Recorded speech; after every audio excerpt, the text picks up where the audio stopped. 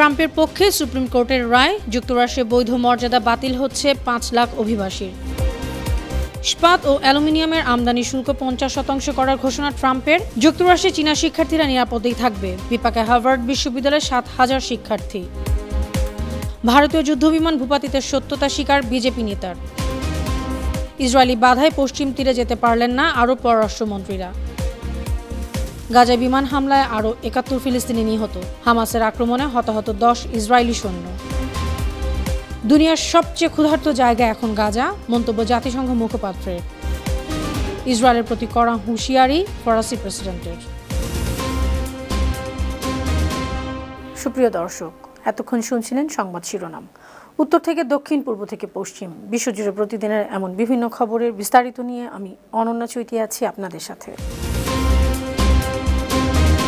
মার্কিন president Donald Trump প্রশাসনকে ৫ লাখের বেশি অভিবাসীর বৈধ মর্যাদা সাময়িকভাবে বাতিল করার অনুমতি দিয়েছে যুক্তরাষ্ট্রের সুপ্রিম কোর্ট। এ রায়ের ফলে কিউবা, হাইতি, নিকারাগুয়া এবং ভেনেজুয়েলার প্রায় ৫,৩০,০০০ অভিবাসী যুক্তরাষ্ট্র ছাড়ার ঝুঁকিতে পড়েছেন। রাজনৈতিক ও অর্থনৈতিক সংকটের কারণে পালিয়ে এসব অভিবাসী যুক্তরাষ্ট্রে গিয়েছিল। তাদেরকে অস্থায়ীভাবে বসবাস এবং কাজের অনুমতি দিয়েছিল সাবেক জো বাইডেন সরকার। সুপ্রিম কোর্টের এই রায়ে সন্তোষ জানিয়ে হোয়াইট হাউসের উপপ্রধান স্টিফেন বলেছেন, ৫ লাখ অনুপ্রবেশকারী বিতরণের সুযোগ পেয়ে তারা খুশি।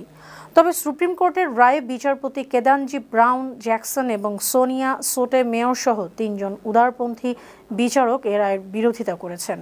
এদিকে ইস্পাত ও অ্যালুমিনিয়াম আমদানিতে বিদ্যমান ২৫% শুল্ক দ্বিগুণ করে ৫০% করার ঘোষণা দিয়েছেন মার্কিন প্রেসিডেন্ট ডোনাল্ড ট্রাম্প।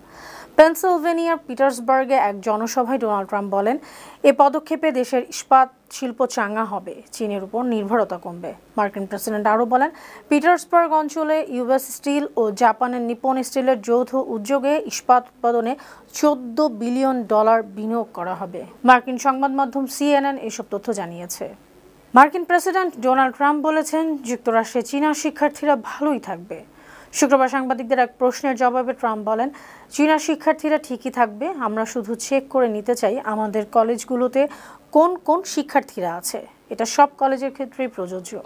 চলতি সপ্তাহে চীনা শিক্ষার্থীদের ভিসার উপর বিশেষ নজরদারি চালানোর ঘোষণা দেয় ট্রাম্প প্রশাসন। এরপর থেকেই চীনা শিক্ষার্থীদের নিরাপত্তা নিয়ে উদ্বেগ বাড়ে। এদিকে যুক্তরাষ্ট্রের হার্ভার্ড বিশ্ববিদ্যালয়ের সঙ্গে ট্রাম্প প্রশাসনের বিরোধে বিপাকে পড়েছেন প্রতিষ্ঠানটির আন্তর্জাতিক শিক্ষার্থীরা। যুক্তরাষ্ট্রের হোমল্যান্ড সিকিউরিটি বিভাগ হার্ভার্ডের স্টুডেন্ট অ্যান্ড এক্সচেঞ্জ ভিজিটের প্রোগ্রাম সার্টিফিকেশন বাতিল করায় এই অবস্থা হয়েছে।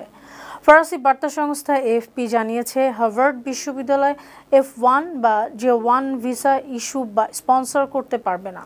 যুক্তরাষ্ট্রে পড়াশোনা করতে আন্তর্জাতিক শিক্ষার্থীদের এই ভিসা প্রয়োজন হয়। এই পদক্ষেপের কারণে বর্তমানে হার্ভার্ডে প্রায় ৮০০ ভারতীয় শিক্ষার্থী সহ ৭,০০০-এরও বেশি আন্তর্জাতিক শিক্ষার্থী ক্ষতিগ্রস্ত হবে। সম্প্রতি ভারত পাকিস্তান সংঘাতে ভারতীয় বিমান বাহিনীর যুদ্ধবিমান ভূপাতিতের সত্যতা স্বীকার করেছেন ক্ষমতাসীন বিজেপির সিনিয়র নেতা সুব্রামানিয়ান স্বামী। একই সঙ্গে ফ্রান্স নির্মিত রাফাল যুদ্ধ বিমানের কর্মক্ষমতা নিয়েও প্রশ্ন তুলেছেন তিনি। পাকিস্তানি সংবাদ মাধ্যম জিও নিউজ জানিয়েছে, এক সাক্ষাৎকারে সুব্রামানিয়ান বলেছেন, এ বিমান যুদ্ধে ভারতীয় বিমানগুলো পরাজিত হয়েছে, কারণ পাকিস্তান চীনা যুদ্ধ বিমান ব্যবহার করেছিল, যেগুলো ফ্রান্সের তৈরি ভারতীয় বিমানের চেয়ে অনেক ভালো কাজ করেছে। ফিলিস্তিনের পশ্চিম তীরে ৬টি মুসলিম দেশের পররাষ্ট্রমন্ত্রীদের সফর ঠেকিয়ে দিয়েছে ইসরায়েল। কাতার ভিত্তিক সংবাদ মাধ্যম আল জাজিরা জানিয়েছে, সৌদি আরব, সংযুক্ত আরব আমিরাত, মিশর, জর্ডান, কাতার ও তুরস্কের পররাষ্ট্রমন্ত্রীরা এ সফরে অংশ নেওয়ার কথা ছিল। মূল লক্ষ্য ছিল ফিলিস্তিনি রাষ্ট্র গঠনের উদ্যোগকে এগিয়ে নেওয়া। সৌদি আরব ও ফ্রান্স আগামী মাসে জাতিসংঘে এ সংক্রান্ত একটি সম্মেলন আয়োজনেরও প্রস্তুতি নিচ্ছে। তবে ইসরায়েলি কর্তৃপক্ষ নাম প্রকাশে অনিচ্ছুক সূত্রের বরাতে জানিয়েছে, তারা এ সফর হতে দেবে না, কারণ ইসরায়েল ২ রাষ্ট্রভিত্তিক সমাধানের বিরোধিতা করছে। গাজা উপত্যকায় ইসরায়েলি বিমান হামলায় আরও ৭২ ফিলিস্তিনি নিহত হয়েছেন, আহত হয়েছেন ২৭৮ জন। বৃহস্পতিবার সন্ধ্যা থেকে শুক্রবার সন্ধ্যা পর্যন্ত এসব হতাহতের ঘটনা ঘটে। কাতার ভিত্তিক সংবাদ মাধ্যম আল জাজিরা এসব তথ্য জানিয়েছে। শুক্রবার গাজার স্বাস্থ্য মন্ত্রণালয় এক বিবৃতিতে বলেছে, নিহত ও আহতের সংখ্যা আরও বেশি, কারণ অনেকেই ধ্বংসস্তূপে চাপা পড়ে আছেন। ২০২৩ সালের অক্টোবর থেকে গাজা অভিযান শুরু করে IDF। শুক্রবারের অভিযানের পর গত ১.৫ বছরে উপত্যকায় মোট ৫৪,৩২১ জন মারা গেছেন, আহত হয়েছে ১,২৩,৭৭০ জন। গাজা উপত্যকার দক্ষিণে খান ইউনিসের প্রতিরোধ গোষ্ঠী হামাসের হামলায় 10 জন ইসরায়েলি সেনা হতাহত হয়েছেন। ফিলিস্তিনি ইসলামিক জিহাদ আন্দোলনের সামরিক শাখা কুদস ব্রিগেড শুক্রবার এ দাবি করেছে। ইরানি বার্তা সংস্থা মেহের নিউজ এজেন্সি জানায়, খান ইউনিসের প্রতিরোধ গোষ্ঠীর হামলায় 10 ইসরায়েলি সেনা হতাহত হয়েছেন। তবে এ বিষয়ে তাৎক্ষণিক কোনো মন্তব্য করেনি ইসরায়েলের সামরিক বাহিনী। গাজার শতভাগ বাসিন্দা দুর্ভিক্ষের ঝুঁকিতে রয়েছে, এমন মন্তব্য করেছেন জাতিসংঘের মানবিক বিষয়ক সমন্বয় অফিস OCHA এর এক মুখপাত্র। গেল শুক্রবার ফরাসি বার্তা সংস্থা AFP এ তথ্য জানিয়েছে। মুখপাত্র জেন্স লার্কে বলেছেন, গাজা পৃথিবীর সবচেয়ে ক্ষুধার্ত স্থান, যেখানকার শতভাগ মানুষ দুর্ভিক্ষের ঝুঁকিতে আছে। অন্যদিকে গাজায় ভয়াবহ মানবিক সংকটে আন্তর্জাতিক চাপে থাকা ইসরায়েলের প্রতি কড়া হুঁশিয়ারি জানিয়েছেন ফরাসি প্রেসিডেন্ট ইমানুয়েল ম্যাক্রো। ফরাসি বার্তা সংস্থা AFP এ তথ্য জানিয়েছে। AFP জানায়, ফরাসি প্রেসিডেন্ট বলেছেন, অবিলম্বে গাজা উপত্যকার মানবিক পরিস্থিতি উন্নত না হলে ইউরোপীয় দেশগুলোর উচিত ইসরায়েলের বিরুদ্ধে সম্মিলিত অবস্থান আরও কঠোর করা। ম্যাক্রো আরও বলেন, ইসরায়েল যথাযথ ব্যবস্থা না নিলে নিষেধাজ্ঞা আরোপের পথেই যেতে হবে।